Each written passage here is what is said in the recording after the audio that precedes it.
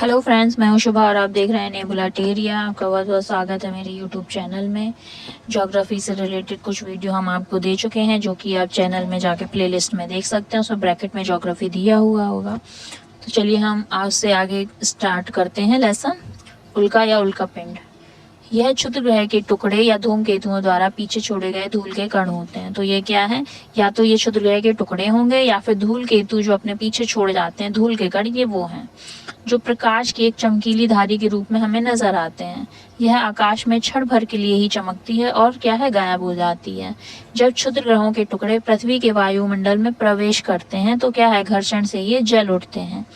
ये वायुमंडल है और ये क्या है, ये अंतरिक्ष है। जब ये अंतरिक्ष से वायुमंडल में प्रवेश करते हैं तो ये घर्षण की वजह से क्या है, जल उठते हैं।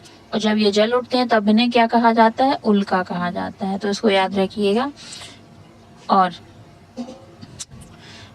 उल्का जब जलने के बाद राख हो जाते हैं तो ये वहीं पर समाप्त हो जाते हैं। लेकिन जब ये अधजले रूप में उल्का जब एक पिंड के रूप में धरती पर गिरते हैं तब इन्हें उल्का पिंड कहा जाता है।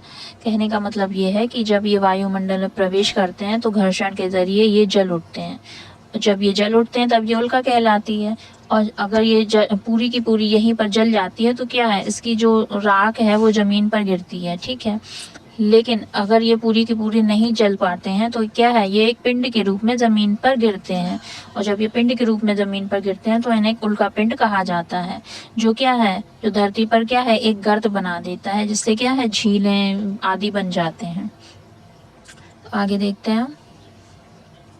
धूमकेतु या पुच्छल तारे, यह गैस एवं धूल का संग्रह है जो आकाश में लंबी चमकदार पूंछ सहित प्रकाश की चमकीली गोलों के रूप में नजर आते हैं। यह केवल तभी दिखाई देते हैं जब सूर्य की ओर बढ़ते हैं, क्योंकि किरणें इसकी गैस को चमकीला बना देती हैं। इसकी पूंछ सदैव सूर्य से दूर होती हुई हमें दिखाई देती है। हैली नामक धूमकेतु का परिक्रमण काल 76 वर्ष का है और यह क्या है, 1986 में दिखाई दिया गया था। अगली बार यह 2062 में दिखाई देगा। धूमकेतु हमेशा टिकाऊ नहीं होते, फिर भी इनके लौटने का समय निश्चित होता है।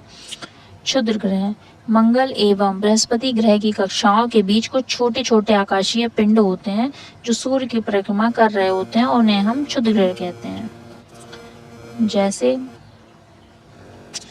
जैसे मान लीजिए ये सूर्य है और क्या है, ये ग्रह हैं, बुध, शुक्र, पृथ्वी, मंगल, बृहस्पति, शनि, अरुण, वरुण, ठीक है।